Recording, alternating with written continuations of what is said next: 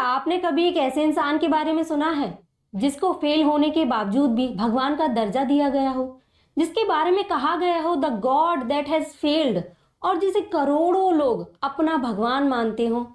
तो ऐसे ही एक फिलोसोफर, एक थिंकर की हम आज बात करने वाले हैं इस सेशन में।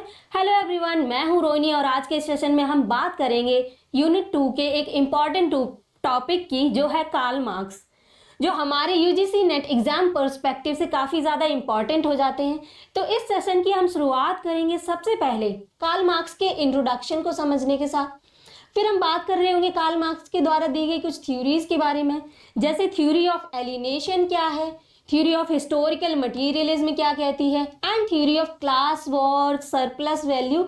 इन सबको हम डिटेल में डिस्कस कर रहे होंगे। उसके बाद हम बात करेंगे कार्ल मार्क्स और हीगल के द्वारा दी गई कुछ इंपॉर्टेंट बुक्स की, जो हमारे एग्जाम पॉइंट ऑफ व्यू से काफ़ी ज़्यादा इंपॉर्टेंट हो जाती है। उसके बाद हम जान रहे होंगे हम डिस्कस कर रहे होंगे कुछ इंपॉर्टेंट PYQs को, जो हमें हेल्प करेंगे हमारे एग्जाम के पैटर्न को समझने में। तो चलिए स्टार्ट करते हैं हम इस सेशन को।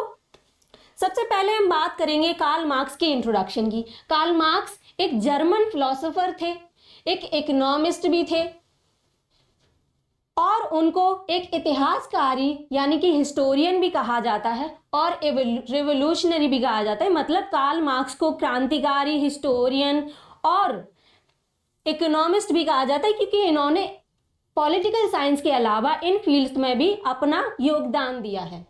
कार्ल मार्क्स को साइंटिफिक सोशलिज्म और या फिर मार्क्सिज्म, इसका जनक भी कहा जाता है। अब हम बात कर लेते हैं कि कार्ल मार्क्स ने इतनी सारी अपनी जो थ्योरीज दी हैं, किसी से इंस्पायर होकर दी होंगी, उसमें सबसे पहले हम बात कर लेते हैं कार्ल मार्क्स के इंस्पिरेशन की। तो सबसे पहले नाम आता है लुईस ब्लैंक का। तो लुईस ब्लैंक एक थ्योरी देते हैं। लुईस ब्लैंक बात करते हैं कि सोशलिज्म जो है वो रेवोल्यूशनरी मीन से ही लेकर आया जा सकता है। समाज में जो सोशलिज्म है वो केवल और केवल क्रांतिकारी तरीकों से ही लाया जा सकता है, ऐसा लुईस ब्लैंक कहते हैं। और इसी थ्योरी से इंस्पायर होकर कार्ल मार्क्स अपनी थ्योरी ऑफ रेवोल्यूशन को लाते हैं। अब हम दूसरे इंस्पिरेशन की बात कर लेते हैं। दूसरे ऐसे कौन से थिंकर हैं जिनसे कार्ल मार्क्स इंस्पायर हुए और उन्होंने दूसरी कोई थ्योरी दी? तो दूसरे जो थिंकर हैं वो हैं डेविड रिकार्डो। डेविड रिकार्डो एक थ्योरी देते हैं, लेबर थ्योरी ऑफ वैल्यू।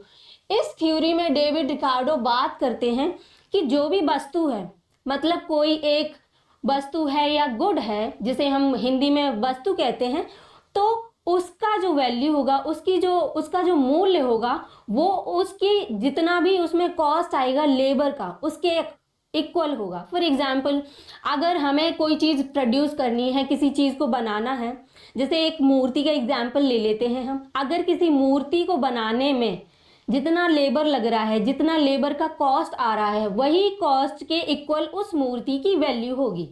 तो ऐसा डेविड रिकार्डो अपनी थ्योरी में बताते हैं, और इसी थ्योरी से इंस्पायर होकर कार्ल मार्क्स अपनी थ्योरी ऑफ सरप्लस वैल्यू देते हैं, जिसके बारे में आगे हम डिस्कस करेंगे। अब हम बात कर लेते हैं तीसरे थिंकर की जिससे इंस्पायर हुए हैं कार्ल मार्क्स, वो है हीगल। हीगल से कार्ल मार्क्स इंस्पायर भी हुए हैं और इन्होंने डायलेक्टिक्स और हीगल से लिया है, और हीगल को कार्ल मार्क्स ने क्रिटिसाइज भी किया है। तो हीगल कुछ लॉज देते हैं, कुछ लॉ ऑफ डायलेक्टिक्स देते हैं। अब वो कौन कौन से लॉ हैं उनके बारे में हम बात कर लेते हैं। तो Hegel developed 3 laws of dialectics. Hegel 3 law dialectics के बताते हैं, जिसमें सबसे पहला लॉ जो है वो है यूनिटी ऑफ अपोजिट्स। अब यूनिटी ऑफ अपोजिट्स में हीगल क्या बताते हैं? हीगल कहते हैं that for every idea there is counter idea। अगर इस दुनिया में कोई भी आइडिया अवेलेबल है तो उस आइडिया का एक काउंटर आइडिया ज़रूर होगा इस दुनिया में, और वो दोनों एक साथ एग्जिस्ट कर रहे होंगे इस वर्ल्ड में। ऐसा हीगल बताते अपने यूनिटी ऑफ अपोजिट्स, मतलब विपरीत लोगों की एकता, यूनिटी ऑफ अपोजिट्स। ये एक फर्स्ट लॉ हो जाता है डायलेक्टिक्स का। अब हम बात कर लेते हैं सेकेंड लॉ ऑफ डायलेक्टिक्स की, जो है नेगेशन ऑफ नेगेशन, जिसमें हीगल बताते हैं the lower truth will negated और higher truth will prevail. Hegel कहते हैं कि जो भी लोअर ट्रुथ है, मतलब जो झूठी बातें हैं, वो नेगेट हो जाएंगी इस दुनिया से, और जो हायर ट्रुथ है, मतलब जो हायर जो सच्ची बातें हैं वो रह जाएंगी। तो ऐसा बताते हैं हीगल अपने सेकेंड लॉ ऑफ डायलेक्टिक्स में। और थर्ड लॉ ऑफ डायलेक्टिक्स है क्वांटिटी चेंजेस इनटू क्वालिटी। इसके लिए कार्ल मार्क्स क्रिटिसाइज करते हैं हीगल को और कहते हैं that Hegel is standing on his head. Karl Marx कहते हैं अपने ही इंस्पिरेशन के बारे में कि Hegel is standing on his head. तो ये थे लॉ ऑफ डायलेक्टिक्स। अब हम बात करते हैं कि हीगल ने और कौन सा प्रिंसिपल दिया है। तो Hegel gave dialectical idealism, Hegel ने दिया है डायलेक्टिकल आइडियलिज्म, और इसी से इंस्पायर होकर कार्ल मार्क्स डायलेक्टिकल मटेरियलिज्म का आइडिया देते हैं। अब डायलेक्टिकल आइडियलिज्म में हीगल क्या कहते हैं, that ideas are the moving force behind historical processes, history moves in the form of dialectics of ideas. Hegel कहते हैं कि जो हिस्ट्री है वो डायलेक्टिक्स ऑफ आइडियाज के फॉर्म में मूव करती है, मतलब किसी भी हिस्टोरिकल प्रोसेस के पीछे एक आइडिया एग्जिस्ट करता है, एक आइडिया होता है। वहीं जो कार्ल मार्क्स हैं वो कहते हैं कि नहीं, आइडिया नहीं, material matter is also important, और किसी भी हिस्टोरिकल प्रोसेस के पीछे मटेरियल थिंग्स होती हैं, ऐसा कार्ल मार्क्स कहते हैं और क्रिटिसाइज करते हैं हीगल को। तो ये हो गई हीगल की कुछ लॉज ऑफ डायलेक्टिक्स, जिसके बारे में हमने बात कर ली। तो हमने समझ लिया कार्ल मार्क्स का इंट्रोडक्शन। अब हम बात कर लेते हैं कार्ल मार्क्स के द्वारा दी गई कुछ थ्योरीज के बारे में। जैसे थ्योरी ऑफ एलिनेशन क्या है, कार्ल मार्क्स की थ्योरी ऑफ एलिनेशन। अब थ्योरी ऑफ एलिनेशन, एलिनेशन का मतलब यहाँ पर क्या है, एलिनेशन का मतलब है सेपरेशन या फिर अलगाव, मतलब हम किसी चीज़ से अगर अलग फील कर रहे हैं, हमें इन सेपरेटेड फील कर रहे हैं, तो उसे हम एलिनेशन कहेंगे। अब इस थ्योरी की जो इस थ्योरी में कुछ स्टेजेस हैं, कार्ल मार्क्स इसके लिए 4 स्टेजेस बताते हैं। अब ये 4 स्टेजेस कौन कौन सी हैं वो हम जान लेते हैं, जिसमें this is mention in his early work. जो थ्योरी ऑफ एलिनेशन है, कार्ल मार्क्स अपने जो अर्ली वर्क है उसमें मेंशन करते हैं, जो है इकोनॉमिक, फिलोसफिकल एंड मैन्यूस्क्रिप्ट। ये एक बहुत ही इंपॉर्टेंट बुक है, इसको एग्जाम में पूछा भी जा चुका है, जो पब्लिश होती है 1843 में। कार्ल मार्क्स और एंजल्स की ये काफ़ी ज़्यादा इंपॉर्टेंट बुक है। अब हम बात कर लेते हैं थ्योरी ऑफ एलिनेशन की लेबल्स की, कि उसमें कौन कौन से लेबल्स हैं उनके बारे में। जिसमें फर्स्ट लेबल है alienation from process of production. अब इसके लिए कार्ल मार्क्स कहते हैं कि किसी भी फैक्ट्री में जो वर्कर है उस पर काम कराया जाता है, उस पर वर्क कराया जाता है, लेकिन जो वर्कर है उस जो प्रोडक्शन का जो प्रोसेस है उससे खुद को एलिनेटेड फील करता है। मतलब जो वो काम कर रहा है, वर्कर जो फैक्ट्री में काम कर रहा है, उससे खुद को सेपरेट फील करता है, उससे वो लगाव महसूस कर ही नहीं रहा होता है। क्यों नहीं कर रहा होता है, क्योंकि कार्ल मार्क्स कहते हैं उसके पास कोई चॉइस ही नहीं होती है, उसे प्रोड्यूस क्या करना है। कार्ल मार्क्स एक शू फैक्ट्री का एग्जाम्पल देते हैं। कार्ल मार्क्स कहते हैं कि एक शू फैक्ट्री में, शूज मतलब जूते की फैक्ट्री में, जब कोई लेबर काम कर रहा होता है तो जो जूते हैं या फिर शूज हैं वो ओनर के अकॉर्डिंग बनाए जाते हैं। ओनर उन्हें, फैक्ट्री का जो मालिक होगा वो बताएगा इस टाइप के आप शूज बनाइए, इस टाइप के जूते बनाइए। तो जो वर्कर होता है उसके पास कोई अपनी खुद की चॉइस ही नहीं होती है, उसके पास ये चॉइस नहीं होती है कि वो अपने आइडियाज़ इसमें अपने आइडियाज़ जो है वो इसमें इम्प्लीमेंट करे, जो प्रोसेस और प्रोडक्शन का उसमें अपने आइडियाज़ को दिखाए, कुछ नई क्रिएटिविटी दिखाए, इसका कोई उसके पास राइट नहीं होता।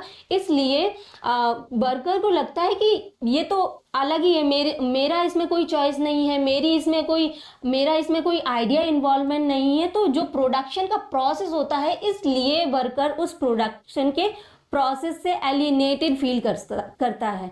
अब इसके लिए एक स्टोरी है जो मुझे याद आ रही है, आप लोग भले ही बचपन में स्कूल चले जाते हो, सिंसियर बच्चे होंगे, बट मेरे साथ क्या था कि मैं जब भी स्कूल जाती थी तो मेरा मुंह लटक जाता था। मम्मी पापा मुझे मार मार के स्कूल भेजते थे, तो ऐसे ही स्कूल में जाकर मेरा मुंह बन जाता था इस तरीके से, क्योंकि मेरा मन तो था नहीं स्कूल जाने का, मेरी चॉइस थी नहीं, मुझे तो खेलने को मिल जाए तो मैं बढ़िया से खेलूं। तो ऐसा ही था मेरे साथ कि मैं भी स्कूल जाते टाइम उस जो प्रोसेस होगा पढ़ाई में, अगर मैं जाऊंगी स्कूल, पहुंच भी गई स्कूल, जैसे पहुंच भी गई तो फिर क्या मेरा पढ़ाई में मन लगेगा? नहीं लगेगा, क्योंकि मैं जाना नहीं चाहती थी, तो उस चीज़ से मुझे सेपरेट फील होगा। तो इसी तरीके से जो वर्कर्स होते हैं वो जो प्रोडक्शन का प्रोसेस होता है उससे खुद को सेपरेट फील करते हैं। तो ये हमने फर्स्ट लेवल समझ लिया। अब हम बात करते हैं second level of product, second level of alienation की, जिसमें जो वर्कर है वो प्रोडक्ट से खुद को सेपरेट फील कराता है। अब कोई वर्कर प्रोडक्ट से खुद को कैसे सेपरेट फील करेगा? तो उसके लिए कार्ल मार्क्स बताते हैं कि किसी भी फैक्ट्री में, मतलब वही अभी हमने एग्जाम्पल लिया था एक शू फैक्ट्री का, तो उस फैक्ट्री में जो शूज बनाए जा रहे हैं, सपोज उसी फैक्ट्री में एक स्पोर्ट पर्सन भी काम कर रहा हो, जिसे जिसे स्पोर्ट्स में बहुत ज़्यादा इंटरेस्ट हो और वो खेलना भी चाहता हो। अब वो स्पोर्ट्स शूज़ भी बना रहा है, लेकिन वो उसे अफोर्ड नहीं कर सकता क्योंकि वो काफ़ी ज़्यादा महंगा है। अब वो बना तो रहा है लेकिन वो उसे पहन नहीं सकता उसी टाइम, क्योंकि उसको क्या है, वो शू बना दिया। अब वो ये जो शू है वो बिलोंग करता है फैक्ट्री के ओनर को, जो फैक्ट्री का मालिक होगा उसके पास इसकी ओनरशिप है, उसको बिलोंग करता है।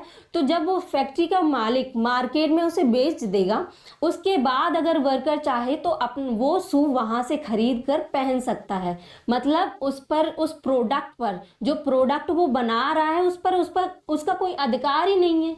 तो इसलिए वर्कर सेपरेट फील करता है उस प्रोडक्ट से। तो ये हो गया second level of theory of alienation. अब हम बात करते हैं थर्ड लेवल की। अब थर्ड लेवल में कार्ल मार्क्स कहते हैं कि जो वर्कर होता है वो सोसाइटी से भी खुद को एलिनेटेड फील करता है, सेपरेट फील करता है। वो ऐसा क्यों? यहाँ सोसाइटी से मतलब है उसके जो भी को वर्कर्स हैं उनसे है। अब किसी भी फैक्ट्री में एक लार्ज ग्रुप ऑफ पीपल काम कर रहे होते हैं, बहुत ज़्यादा नंबर में लोग काम कर रहे होते हैं, बहुत सारे वर्कर्स होते हैं।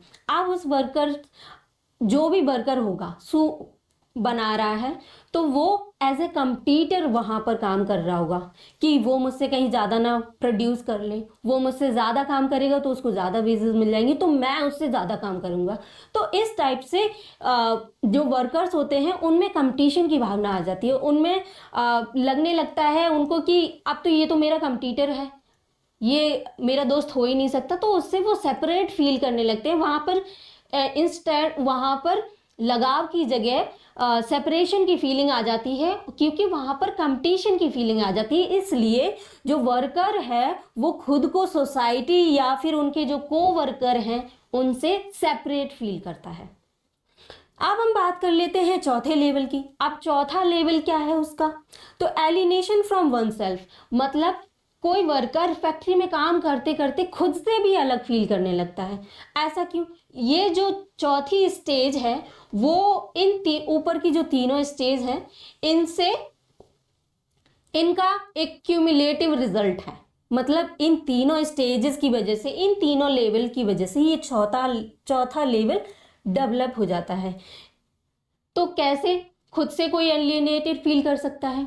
जब आपके पास कोई चॉइस नहीं है, आप कोई क्रिएटिविटी दिखा नहीं पा रहे हो उस प्रोसेस ऑफ प्रोडक्शन में, है ना, और फिर उसके बाद वो प्रोडक्ट भी आपको बिलोंग नहीं कर रहा है। किसी भी शू मेकिंग फैक्ट्री में आप काम कर रहे हो, वहाँ पे जो भी गुड प्रोड्यूस हो रही है, जो भी चीज़ें बन रही हैं, उनका प्रोसेस भी बिल्कुल अलग है, उनमें कोई चॉइसेस आपकी नहीं है, उनमें आपका कोई योगदान नहीं है उस बनाने में। मतलब सिर्फ यही है कि आपको ज़बरदस्ती बनवाया जा रहा है उस पर, है ना, सिर्फ और सिर्फ आप सर्वाइवल के लिए वहाँ पर हो कि आप ये काम कर लोगे तो आपको पैसे मिल जाएंगे, इसलिए आप वहाँ पर हो।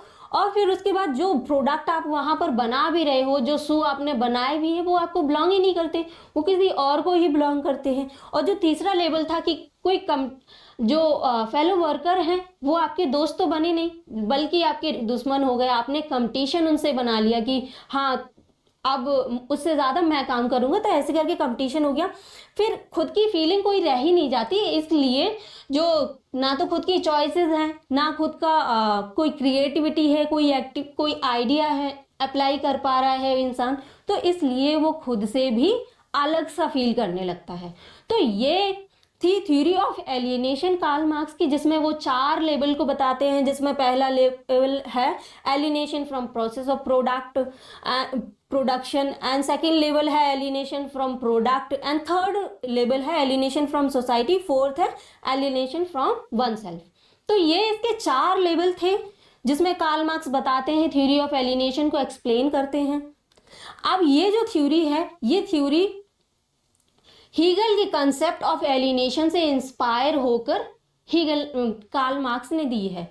अभी मैंने जैसे बताया था कि जो कार्ल मार्क्स हैं वो कुछ थिंकर से इंस्पायर हुए हैं, तो उनमें एक नाम हीगल का भी था। तो हीगल का ही ये कंसेप्ट ऑफ एलियनेशन है जिससे इंस्पायर होकर कार्ल मार्क्स अपनी थ्योरी ऑफ एलियनेशन देते हैं। अब हीगल अपने कंसेप्ट ऑफ एलियनेशन में क्या कहते हैं ये भी हम समझ लेते हैं, जिससे हमें कंपेयर करके इसको समझने में आसानी होगी।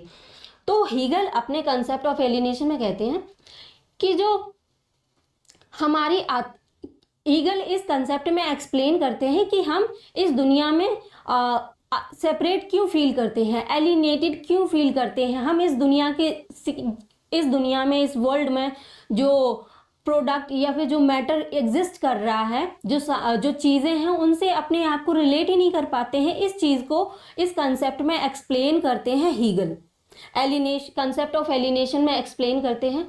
वो कहते हैं कि हम इसलिए एलियनेटेड फील करते हैं क्योंकि हमारी जो आत्मा है वो इस दुनिया में आकर भगवान से अलग फील करती है, क्योंकि हमारी जो आत्मा है वो भगवान से जुड़ी हुई होती है, लेकिन जब भी हम इस दुनिया में आते हैं तो हमारी आत्मा भगवान से अलग फील करती है, इसलिए हम सेपरेटेड फील करने लगते हैं। हमारी जो आत्मा है, वो हमारी जो सोल है वो सेटिस्फाइड नहीं होती है, हैप्पी नहीं होती है।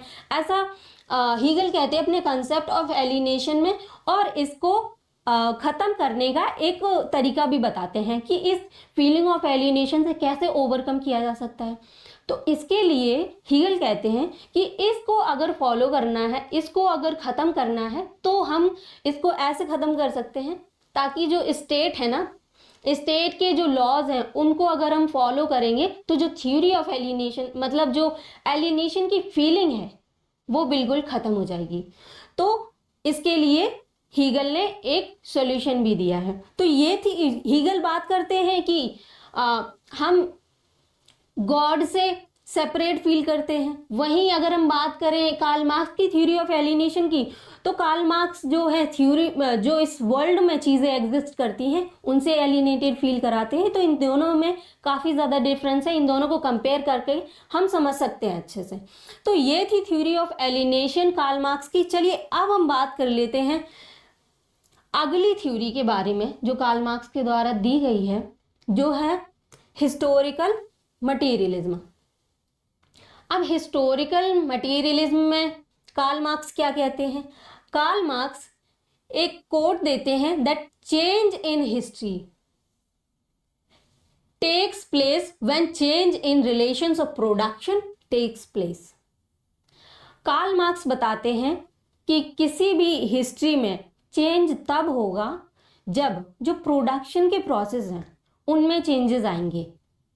तो इसके लिए कुछ स्टेजेस देते हैं, कुछ स्टेजेस बताते हैं कार्ल मार्क्स, जिसमें सबसे पहली जो स्टेज है वो है प्री हिस्टोरिक।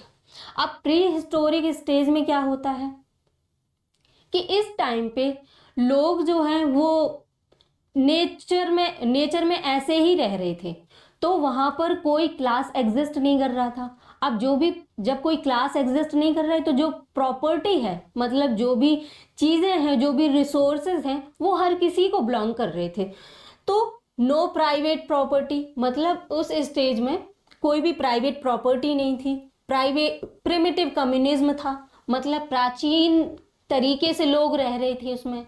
और उसमें जब लोगों की कोई प्राइवेट प्रॉपर्टी नहीं होगी तो सबका अधिकार होगा, जो रिसोर्सेज अवेलेबल हैं उन सब पर।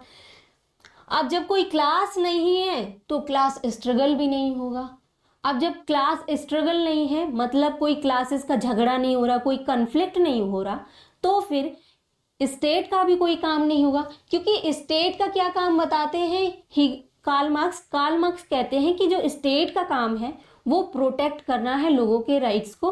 तो इसलिए जब कोई स्ट्रगल ही नहीं है, कोई कन्फ्लिक्ट ही नहीं है किसी के बीच में, तो फिर वहां पर स्टेट का भी कोई काम नहीं है। तो इस थ्योरी में, इस स्टेज में, पहली स्टेज में क्या है कि कोई प्राइवेट प्रॉपर्टी नहीं है। जब प्राइवेट प्रॉपर्टी नहीं है तो कोई क्लास नहीं होगी, कोई क्लास नहीं होगी तो कोई क्लास स्ट्रगल नहीं होगा, कोई कॉन्फ्लिक्ट नहीं होगा। और जब कॉन्फ्लिक्ट नहीं है तो फिर स्टेट की भी जरूरत नहीं है। तो ये हमने समझ ली पहली स्टेज हिस्टोरिकल मटीरियलिज्म की। अब हम बात करते हैं सेकेंड स्टेज की। अब सेकेंड स्टेज हिस्टोरिकल मटीरियलिज्म की क्या है? इसमें सोसाइटी जो है वो दो क्लासेस में डिवाइड हो जाती है। कार्ल मार्क्स बताते हैं कि जो सेकेंड स्टेज होती है स्लेव सोसाइटी, उसमें जो सोसाइटी है वो दो क्लासेस में डिवाइड हो जाती है, जिसमें पहली जो क्लास है वो है मास्टर क्लास, जो कंट्रोल करती है स्लेव क्लास को कंट्रोल करती है ना। Since class exist so class struggle exist. अब इस स्टेज में कार्ल मार्क्स बताते हैं कि जब क्लास दो सोसाइटी हमारी दो क्लासेस में डिवाइड हो गई, एक मास्टर क्लास में दूसरी स्लेव क्लास में, है ना। अब जब क्लासेस एग्जिस्ट कर रही हैं तो उनके बीच में कॉन्फ्लिक्ट होगा। जब कोई कॉन्फ्लिक्ट हो रहा है तो फिर क्लास स्ट्रगल भी एग्जिस्ट करेगा। अब जब क्लास स्ट्रगल एग्जिस्ट कर रहा है तो फिर वहां पर स्टेट भी होना चाहिए for the protection of the masters. जो भी मास्टर्स है या फिर मास्टर्स क्लास है वो अपनी प्रोटेक्शन के लिए स्टेट को डेवलप करेगी। कार्ल मार्क्स दूसरी स्टेज में ये बताते हैं।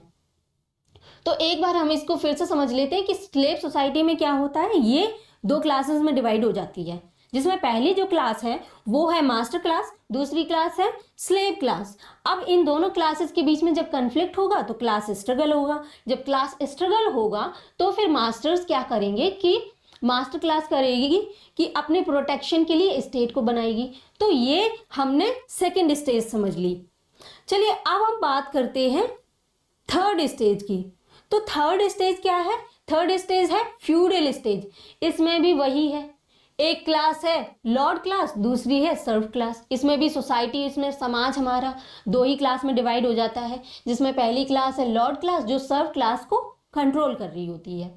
अब हम बात कर लेते हैं चौथी क्लास की, जो है कैपिटलिज्म। कैपिटलिज्म अब इस क्लास में भी, इस स्टेज में भी दो क्लास में सोसाइटी डिवाइड हो जाती है, जिसमें फर्स्ट है कैपिटलिस्ट क्लास और दूसरी है वर्कर क्लास। अब जब क्लासेस एग्जिस्ट करती है तो यहाँ पर भी क्लास स्ट्रगल एग्जिस्ट करेगा।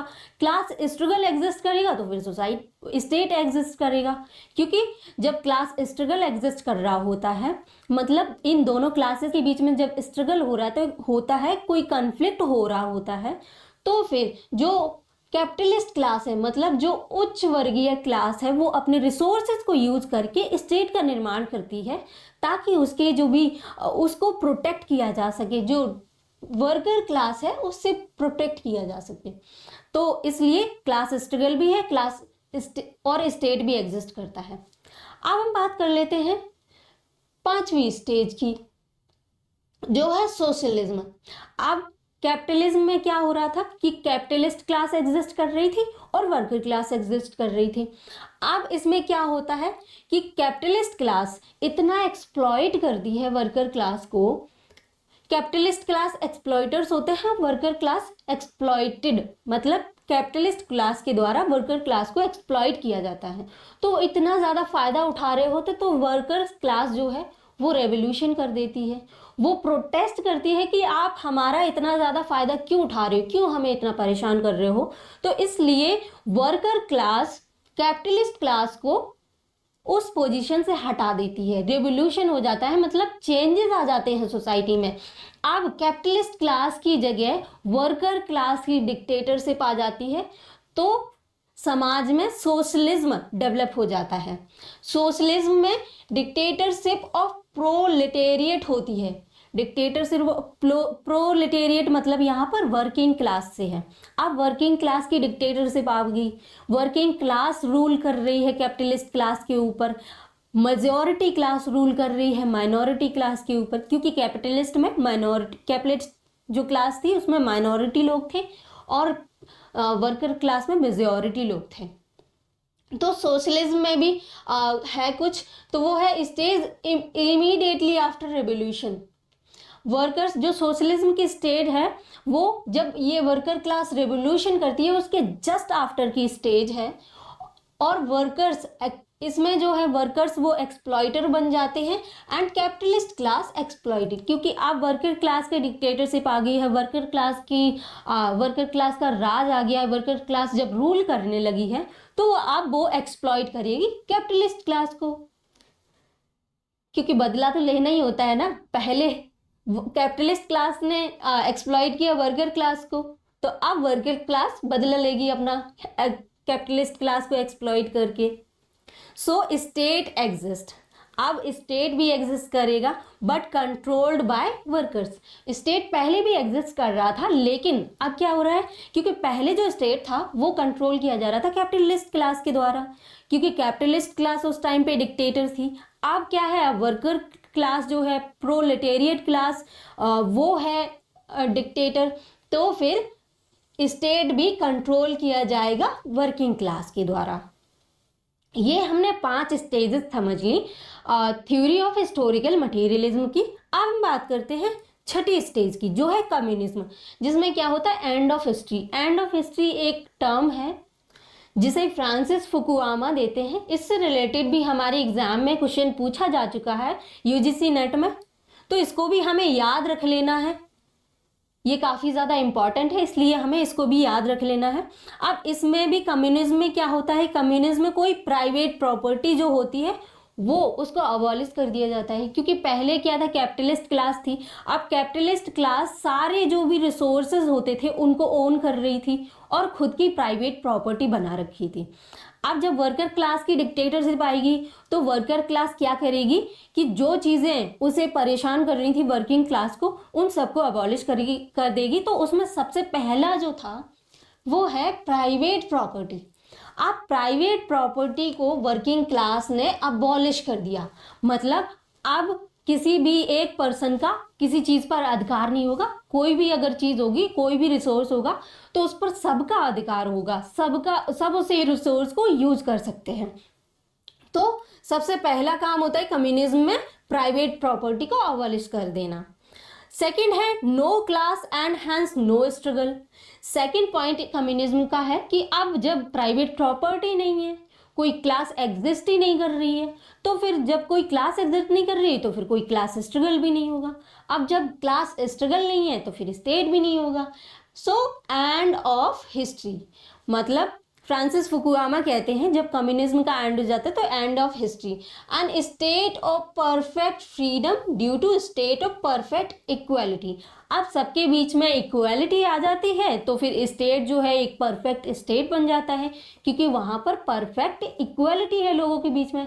पहले क्या हो रहा था कि कैपिटलिस्ट क्लास जो है वो रूल कर रही होती थी और वर्किंग क्लास को दबा के रखा होता था और उसका जो भी उस पर फोर्स लेबर कराते थे, फोर्सफुली काम कराते थे, तो इसलिए इनइक्वालिटी थी पहले बहुत ज़्यादा। लेकिन अब जब वर्कर क्लास की डिक्टेटरशिप आई तो फिर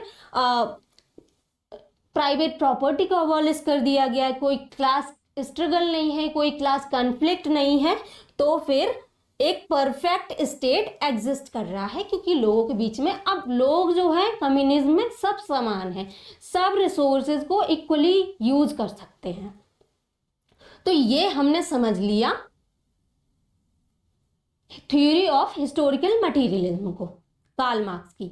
अब हम बात करते हैं कार्ल मार्क्स के द्वारा दी गई तीसरी थ्योरी के बारे में, जो है थ्योरी ऑफ क्लास वॉर। इसको हम पहली थ्योरी से रिलेट कर सकते हैं। अभी जो हमने हिस्टोरिकल मटेरियलिज्म का जो पूरी स्टेजेस पढ़ी है ना, उससे हम कुछ रिलेट भी कर सकते हैं। जैसे क्लास वॉर, अब इसके लिए एंजल्स जो है वो कहते हैं दैट एंजल्स अपनी बुक कम्युनिस्ट मैनिफेस्टो एक बहुत ही इंपॉर्टेंट बुक है जिसको हमें याद रखना है, इसे हमें नोट डाउन कर लेना है कि कम्युनिस्ट मैनिफेस्टो कार्ल मार्क्स और एंजल्स इन दोनों की बुक है। इन दोनों ने मिलकर इस बुक को लिखा था और इसमें ये कहते हैं the history of all hitherto existing society is the history of class struggle. मतलब जो सोसाइटी की अब तक की जो हिस्ट्री है, अब तक का जो इतिहास है एग्जिस्टिंग सोसाइटी का, वो और कुछ नहीं बल्कि एक क्लास स्ट्रगल की हिस्ट्री है, एक क्लास स्ट्रगल का इतिहास है, एक क्लास स्ट्रगल के बारे में बताया हुआ इतिहास है। अब ये क्लास स्ट्रगल क्या है, अभी हमने जैसे समझा था कुछ देर पहले कि जो सोसाइटी है उस टाइम पर दो ग्रुप में डिवाइडेड थी, तो इसके लिए दो ग्रुप में डिवाइडेड थी। अब वो किस बेस पर डिवाइड थी, किस चीज पर दो क्लासेस बनाई गई थी, किस चीज के बेस पर दो ग्रुप बनाए गए थे, तो उसके लिए कार्ल मार्क्स बताते हैं that society is divided into classes based on ownership of the means of production. कि जो सोसाइटी में क्लासेस हैं वो डिवाइडेड थी ownership of the means of production. मतलब किसी जो मींस ऑफ प्रोडक्शन है, जो प्रोडक्शन के बनाने के जो तरीके हैं या फिर जो भी प्रॉपर्टी है उस पर जिसकी ओनरशिप होगी या फिर किसी की ओनरशिप नहीं है, उसके बेसिस पर सोसाइटी में क्लासेस को डिवाइड किया गया था। तो इन कैपिटलिज्म दो क्लासेस एग्जिस्ट करती थी। कैपिटलिज्म में अभी हमने समझा था कि एक कैपिटलिस्ट क्लास थी, एक वर्कर क्लास थी। अब यहाँ पर उन्हीं को हम कैपिटलिस्ट क्लास को वर्जुआज भी कह सकते हैं और वर्किंग क्लास को प्रोलेटेरिएट भी कह सकते हैं। तो जो वर्जुआज क्लास है वो क्या है, owners of factories, capital and land. तो इसको हम आज समझ लेते हैं कि मीन्स ऑफ प्रोडक्शन क्या होते हैं। अब मीन्स ऑफ प्रोडक्शन को समझने के लिए थोड़ी इकोनॉमिक्स समझनी ज़रूरी है, वो मैं आपको थोड़ा बता देती हूँ कि अगर सपोज आपको कुछ बनाना है, कोई फैक्ट्री इस्टेब्लिश करनी है, आप कोई काम स्टार्ट करना चाहते हैं, तो उसके लिए कुछ रिसोर्सेज चाहिए होंगे आपको। अब उस रिसोर्सेज को हम उस रिसोर्सेज में क्या क्या आ जाता है, जैसे लैंड आ जाती है और कैपिटल आ जाता है। कैपिटल का मतलब यहाँ पर हो जाता है पैसों से, कि आपको पैसे भी चाहिए और लैंड भी चाहिए, क्योंकि आप जो भी आप डेवलप करोगे, आप जो भी प्रोड्यूस करोगे, उसको रखने के लिए कुछ जगह तो चाहिए, उस जगह पे तभी तो प्रोड्यूस करोगे। तो वही मीन्स ऑफ रिसोर्सेज है, मीन्स ऑफ प्रोडक्शन है। तो मीन्स ऑफ प्रोडक्शन क्या क्या है, इसमें फैक्ट्रीज है, कैपिटल है और लैंड है। अब लैंड चाहिए फैक्ट्रीज बनाने के लिए और कैपिटल भी चाहिए फैक्ट्रीज बनाने के लिए। तो ये हो गए मीन्स ऑफ प्रोडक्शन के एग्जाम्पल, है ना। ये हमने अच्छे से समझ लिया। तो वो जो ओनरशिप थी वो थी वर्जुआज क्लास के पास। कैपिटलिज्म में कैपिटलिस्ट क्लास के पास वो ओनरशिप थी, और जो वर्किंग क्लास थी या प्रोलेटेरिएट क्लास थी, who sell labour for wages, वो अपनी मजदूर या फिर लेबर को सेल करते थे ताकि उनको सैलरी मिले, उन्हें वेजेस मिले। तो इसलिए वो अपनी लेबर को सेल करते थे। किसको सेल करते थे, वो करते थे कैपिटलिस्ट क्लास को। जब फिर उसके बाद क्या होता था, conflict between these classes leads to revolution. हमने कैपिटलिज्म में अभी पढ़ा भी था कि इन दोनों के बीच में कॉन्फ्लिक्ट हो जाता है। क्यों हो जाता है कॉन्फ्लिक्ट, क्योंकि जो कैपिटलिस्ट क्लास है वो वर्किंग क्लास को इतना ज़्यादा एक्सप्लॉइट करती है कि इन दोनों के बीच में कॉन्फ्लिक्ट हो जाता है। कॉन्फ्लिक्ट जब होगा तो वो वर्किंग क्लास प्रोटेस्ट करेगी और फिर रेवोल्यूशन हो जाता है, मतलब चेंज आ जाता है। तो ये हो गई थ्योरी ऑफ क्लास वॉर। अब हम बात करते हैं थ्योरी ऑफ सरप्लस वैल्यू की।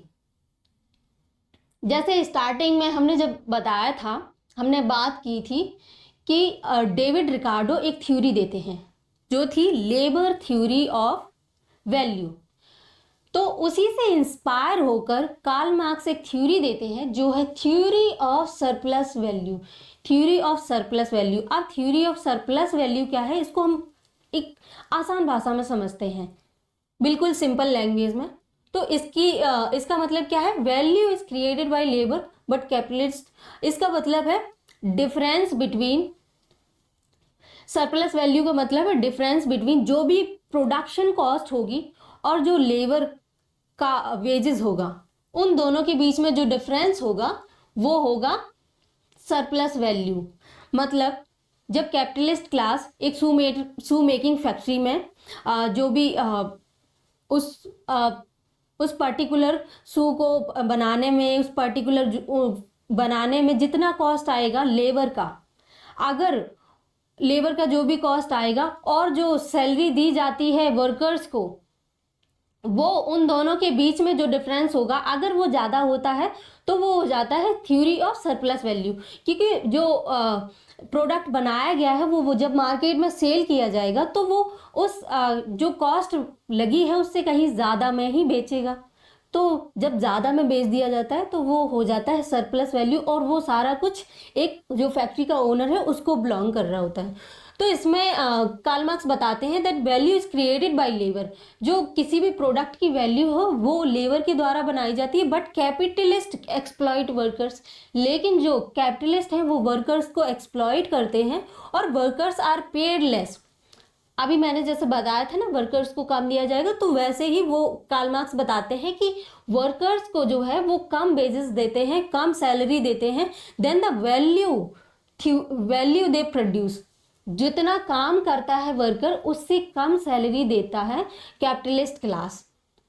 The difference between surplus value, अब इन दोनों के बीच में जो डिफरेंस होगा वो सरप्लस वैल्यू कहा जाएगा, विच बिकम्स कैपिटलिस्ट प्रॉफिट, वो प्रॉफिट बन जाता है कैपिटलिस्ट क्लास का। This theory is rooted in the labour theory of value propounded by David Ricardo. इसके बारे में हमने अभी पहले ही बात की थी कि डेविड रिकार्डो के theory of labour theory of value, इससे इंस्पायर होकर कार्ल मार्क्स इस थ्योरी को देते हैं। तो आपको डेविड रिकार्डो को भी याद रखना है क्योंकि इससे रिलेटेड भी एग्जाम में क्वेश्चंस पूछे जा चुके हैं, जैसे who are associated with economics. तो अब रिकार्डो उस इकोनॉमिक्स थे, तो इसलिए हमको ये याद रखना है कि रिकार्डो इकोनॉमिक्स से रिलेटेड हैं और इनकी जो थ्योरी है थ्योरी ऑफ लेबर वैल्यू ये भी इकोनॉमिक्स से रिलेटेड है, तो ये हमें याद रखना है।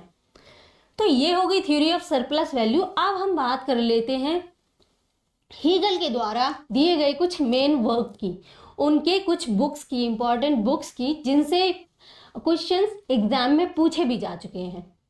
तो इनकी पहली बुक जो है वो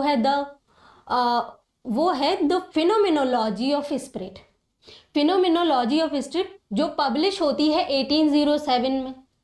दूसरी बुक है द साइंस ऑफ लॉजिक, जो पब्लिश होती है 1812 में।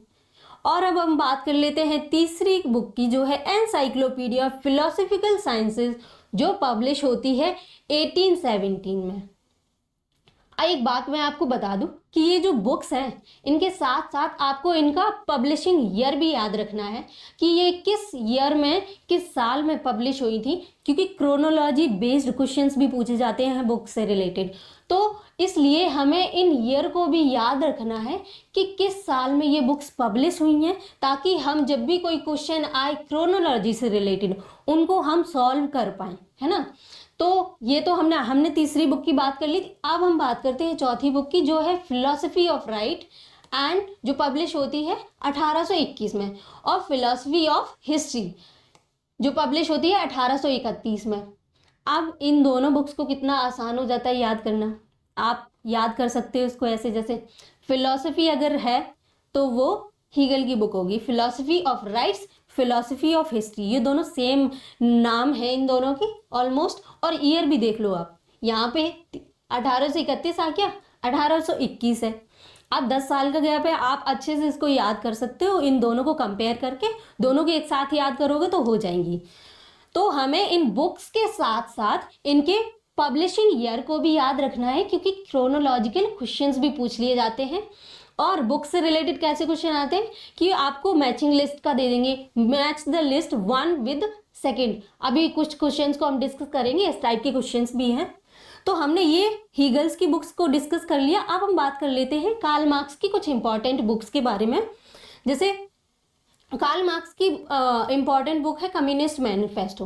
अब कम्युनिस्ट मैनिफेस्टो जो है कार्ल मार्क्स की अकेले की बुक नहीं है। कम्युनिस्ट मैनिफेस्टो कार्ल मार्क्स ने एंजल्स के साथ में मिलकर को ऑथर्ड किया था इस बुक को, और इसको पब्लिश किया था 1848 में। दूसरी बुक है दास कैपिटल, जो पब्लिश होती है 1867 में। तीसरी बुक है द जर्मन आइडियोलॉजी, जो पब्लिश होती है 1845 और 46 में। चौथी बुक है इकोनॉमिक एंड फिलोसफिक मैन्यूस्क्रिप्ट्स, जो पब्लिश होती है 1844 में।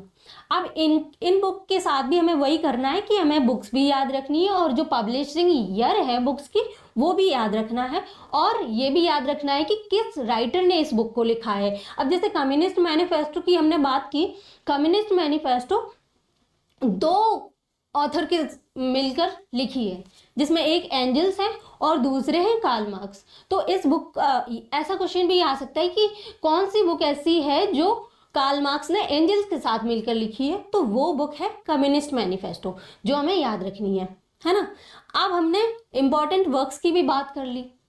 अब हम बात करते हैं कुछ प्रीवियस ईयर के क्वेश्चंस की। अब ये सबसे ज़्यादा इंपॉर्टेंट पार्ट है इस क्लास का, क्योंकि इससे हमें हेल्प मिलेगी हमारे एग्जाम के पैटर्न को समझने में, और अब तक जो हमने मटेरियल पढ़ा है वो रिलीवेंट है या नहीं है उसको जज करने के लिए भी ये काफ़ी ज़्यादा इंपॉर्टेंट पार्ट हो जाता है।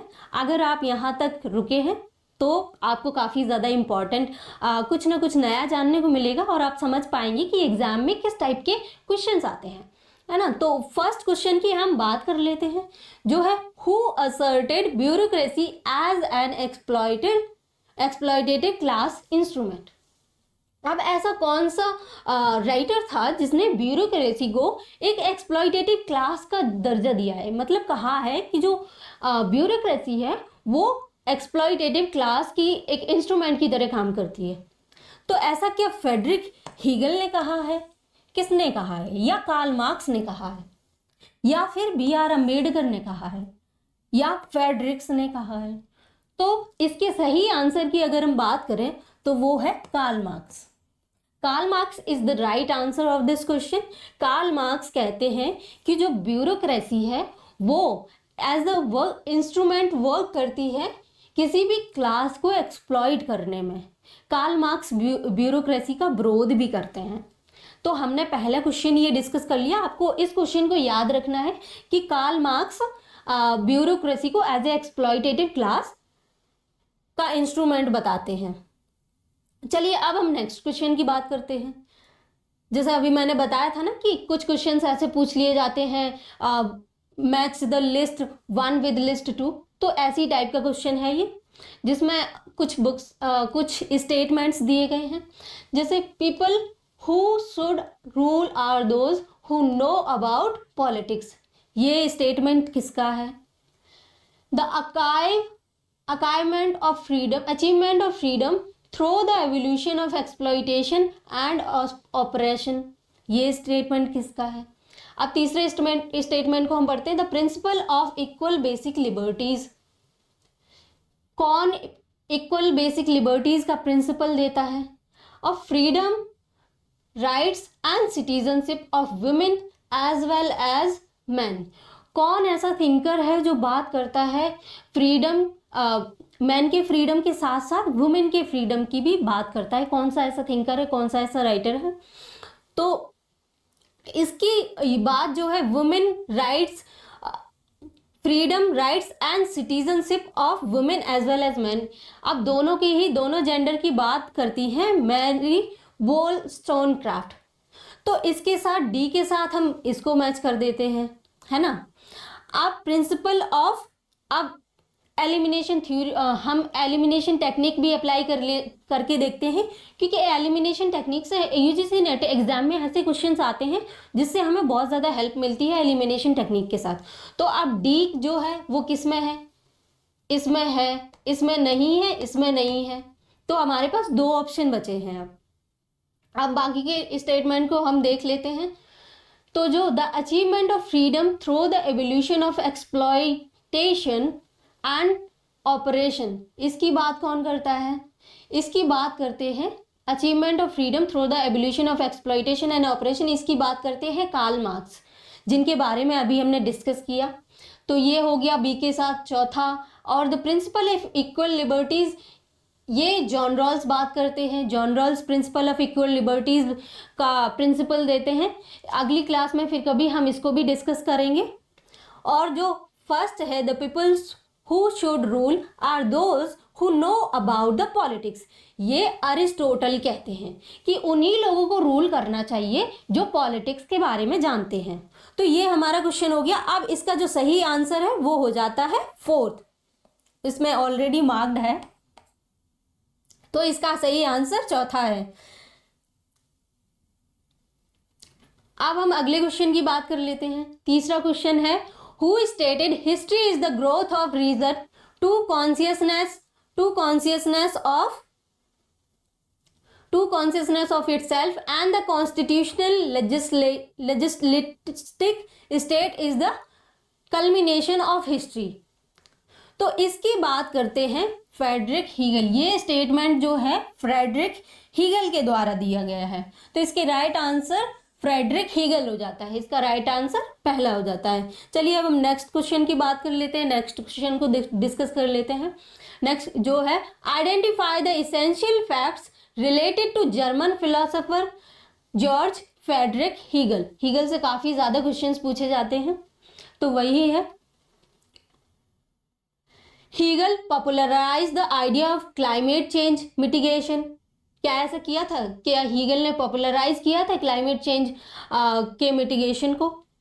हीगल्स version of idealism is known as dialectical idealism. ये तो हमने पढ़ा था कि जो हीगल का आइडियलिज्म था वो डायलेक्टिकल आइडियलिज्म के नाम से जाना जाता है, और जो कार्ल मार्क्स का आइडियलिज्म है, कार्ल मार्क्स का डायलेक्टिकल है, वो जाना जाता है डायलेक्टिकल मटीरियलिज्म के नाम से। तो ये तो सही है ना। अब हम तीसरे स्टेटमेंट की बात कर लेते हैं, वो सही है या नहीं देख लेते हैं। Hegel sought to describe the dialectical process in terms of these thesis, antithesis and synthesis।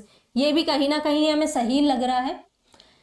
अब हम चौथे स्टेटमेंट की बात कर लेते हैं। Hegel authored the book phenomenology of spirit. अभी हमने डिस्कस की थी ना कुछ बुक्स, कुछ इंपॉर्टेंट वर्क्स, तो उनमें से फिनोमिनोलॉजी एक इंपॉर्टेंट बुक थी हीगल की, तो ये भी सही हो जाता है। Karl Marx was highly influenced by Hegel. ये भी हमने स्टार्टिंग में, लेक्चर के स्टार्टिंग में बताया था कि कार्ल मार्क्स जो है वो हाईली इन्फ्लुएंस्ड थे हीगल से बहुत ज़्यादा इन्फ्लुएंस थे, तो ये भी सही हो जाता है। तो इसके सही आंसर की अगर हम बात करें, इसका सही आंसर हो जाता है फोर्थ, चौथा इसका सही आंसर है। मतलब ए जो है वो गलत है, कार्ल मार्क्स से रिलेटेड नहीं है ये। बी सही है, सी सही है एंड डी सही है और ई भी सही है, तो चौथा आंसर इसका सही हो जाता है। तो ये हो गया हमारा चौथा क्वेश्चन। तो आज के सेशन में हम इस सेशन को समराइज कर लेते हैं कि हमने क्या क्या पढ़ा। सबसे पहले हमने बात की कार्ल मार्क्स के इंट्रोडक्शन की, फिर हमने डिस्कस किया कार्ल मार्क्स की कुछ थ्योरीज के बारे में, जैसे थ्योरी ऑफ एलिनेशन क्या है, theory of historical materialism, theory of surplus value और थ्योरी ऑफ क्लास वॉर। हमने इन सबको डिस्कस किया डिटेल में। उसके बाद हमने हीगल और कार्ल मार्क्स की कुछ बुक्स के बारे में भी डिस्कशन किया। फिर हमने डिस्कस किया कुछ इंपॉर्टेंट PYQs को, जिससे हमें हेल्प मिली एग्जाम के पैटर्न को समझने में। तो आज का ये हमारा सेशन था, हम इस सेशन को यही एंड करते हैं। Thank you so much. Until then, keep learning and keep exploring.